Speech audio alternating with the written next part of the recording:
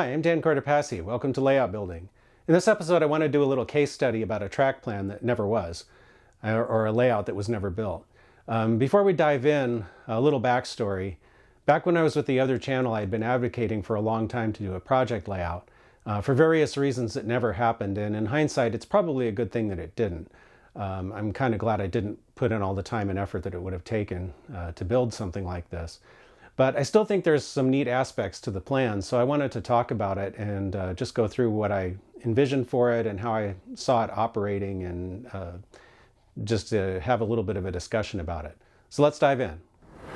This is an overview of the track plan. Now, I designed it for N scale, but it could be built in a larger scale too, although the footprint might be a little awkward if you made it too much bigger. It's designed to fit on a 3.5 by 6 foot table. And it basically consists of a main line. I drew it as a double track main, but you could also have it be single track if you wanted. And then this branch line or short line that comes off of it. The short line is drawn in purple. You could build the main line as a simple oval, or I was thinking that it could actually go make another loop underneath the layout and split into a small staging yard with 4 tracks. If you don't care about leaving a main line open, that would allow you to stage 2 trains in each direction, which isn't bad for a small railroad. The short line, I drew it with this optional track that goes into a tunnel next to the tunnel where the main line goes in, and that could also go to a staging yard or an under the table reverse loop if you wanted to, or you could omit it or just use it as another storage track. There are a pair of crossovers on the main line which allow access to the interchange yard from either main. Of course, if you made this a single track, you wouldn't need those. Also, the mainline curves are actually fairly broad. They're drawn with, like, over here I drew it with an 18.5 inch radius on the inside, which is, fairly broad for N scale. My idea was to have large enough curves on the main line to be able to accommodate any kind of equipment and have passenger trains look, really cool going around the curves. It's one of the reasons I made the layout kind of wide, also so that I didn't have to make the inner tracks too tight. The short line essentially starts at the interchange yard here. I called this town Alden Creek and the other town Camden Mills. These actually came from street signs that were near where I lived at the time. There was an Alden Street and a Camden Street. Anyway, you could call it anything you wanted. This is totally freelanced, although the interchange yard is very loosely based on the interchange between the McLeod and the Southern Pacific at Mount Shasta, California. But I just kind of used that for ideas more than like trying to exactly copy it. In any case, the idea here is that there's enough storage tracks for the short line to set out cars for the mainline trains to pick up, and also for mainline trains to set out cars for the short line to pick up. So you could, run a train on the main, drop off some cars, pick up some other cars, and continue on your way, and then the short line would come down and grab them and, do their thing.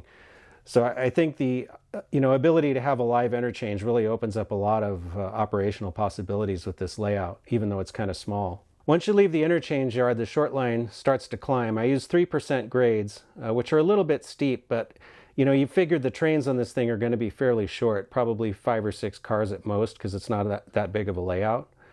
So it kind of winds around the entire layout, comes across a bridge, goes back over the main and part of the yard, and then comes up to this, what I called the bridge switch. There would have to be gaps here because there's a reverse loop. So this whole area up here would be a reversing section. You could use like a frog juicer or something on that whole section to, deal with that if you're using DCC. At Camden Mills, there's a siding, so you could pass trains, or there's a depot here too, so there could be some limited passenger operation. I was thinking maybe something like an RDC would be plausible on a layout, small like this, so you could run passenger service up and down the short line between Alden Creek and Camden Mills if you wanted to. I also planned in where the roads go. There's an engine track here, a mill yard for the cars that go to the lumber mill. You could make this any industry really, but the idea was to have one big industry rather than a bunch of little ones. And then the mill spur on a paved area. I was thinking, center beam cars that are often unloaded by forklifts and such, usually are best unloaded on a paved siding. So that's kind of what I was thinking for that. And then the track loops around up here to Alden Junction, and then the reverse track actually comes down through Alden Street. So if you wanted some street running, I was thinking a little town, on either side here would be kind of cool, and you'd have street trackage. And it's curved a little to make it just more visually interesting. I thought that could be kind of cool. Then there's a level spur here, which could be for some other industry or industries. And then I also continued the track on another 3% grade up to the edge of the layout. It crosses over the other track here on a little bridge. And I thought this would allow for future expansion if you wanted to expand the short line, off in this direction, or even put another staging yard or something over there.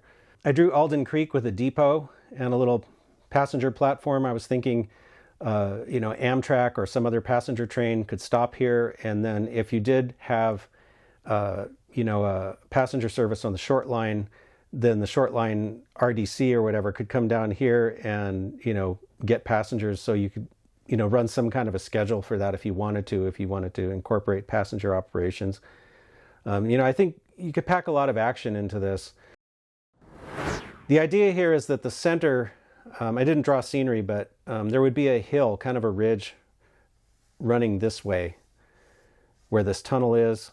And so it would provide a visual separation between the two sides so you don't see everything at once necessarily, and make it look bigger than it actually is.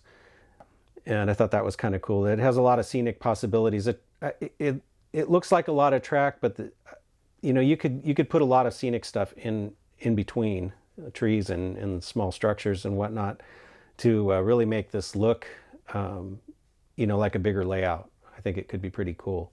I planned elevations as well. This says 2 inches. This is kind of the base level, but I put it at 2 inches because I was planning a staging yard underneath, which would be 0. Although that's not a lot of clearance for a staging yard, so I don't know if I'd necessarily recommend doing that. I've had staging yards with minimal clearance before, and it's not fun if something comes off the track. So that would be a bit of an issue, maybe one of the flaws with this whole thing.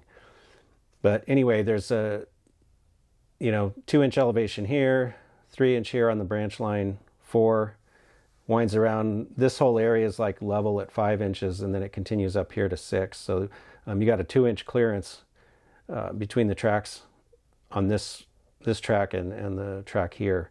So I think, everything works out pretty well. I think the minimum radius on the short line is like 13 inches. I was thinking, obviously with flex track and not necessarily, prefab curves on this thing.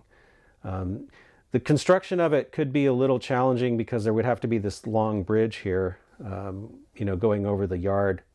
So that could be, that might be one of the bigger challenges of building this. And then of course there's a little bridge here, but that could probably be done with almost any small bridge kit could work here. I also drew this with some curved turnouts, as I'm prone to do sometimes. So these would all have to be custom made if you wanted to make this exactly like this. Although, one of the things about this plan is it could be stretched out if you had more space and rearranged a little bit so that the clearances maybe were a little more generous, and you could use, standard switches and not have to worry about so much custom track work. So I think if I were to try to build it, I might actually think about making it bigger, making it longer, maybe, I don't know. I think it could be maybe improved that way, and maybe putting the staging yard, figuring something else out for that so that it's not 2 inches below the main line, because that's probably the biggest flaw of this whole plan. You could also stretch this short line out in some other direction if you had the room. It doesn't necessarily have to wind around like this. I just really like this because it gives it a nice long run before you get to the other town. So it makes you feel like you're gone somewhere instead of just having it, be 2 feet away like it is, from the first town. So, and it would be up on a hill. So, there's visual separation and track mileage separation, even though the actual distance between these two places is not that great. So some final thoughts. One of the things that I kind of find useful when I do a plan is to actually name things, because it makes it a little more real seeming to me. Like I have this crossover is called CP Alden West. So this is Alden Creek, so this would be CP Alden West, and then this one would be CP Alden East. So I was picturing, eastbound, westbound. And then like this is called Bridge Switch, Camden Siding, Mill Yard. Just different things like that. Give it a little bit more of a grounding in kind of figuring out what I want to do. It's important, I think, before you start sometimes to have a roadmap of what you're trying to accomplish. And to me, like naming things kind of cements it more in my mind of what kind of a layout I want to build. So this is Camden Road, Alden Street, Mill Road. Not especially imaginative names, but I was thinking, for two towns that were, fairly near each other, that could be plausible. This is Railroad Avenue, comes out to the depot. So, just stuff like that. I find it kind of cool to do that, and it just gives it a little more of a reality, a feeling of reality, I guess is what I'm trying to say, to me. Oh, one more thing. I kind of was thinking of a modern era layout with this, so that the main line would be, BNSF, UP, CSX, Norfolk Southern, something like that. And the short line would be a more modern short line with diesels. But you could just as easily do this as a steam era layout. If you wanted to add a water tank somewhere or a coaling tower or whatever, to support the steam operations, you could do that.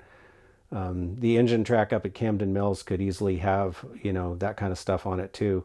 So, it's not necessarily locked into a specific era. It would be very easy to build it any way you liked it. Just, with structure choices, vehicle choices, and some small changes to the infrastructure. So that's about it. I think this plan has some merit, and I think, you could rearrange it a little bit and build it in a bigger space, or, a different space that might even work a little better. I do really like the idea of a short line that interchanges with a larger railroad that you can actually operate and exchange cars with. I think that's pretty neat. But anyway, I hope you enjoyed taking a look at it. If you like this video, then please like, comment, share, and subscribe. Stay tuned, and thanks for watching.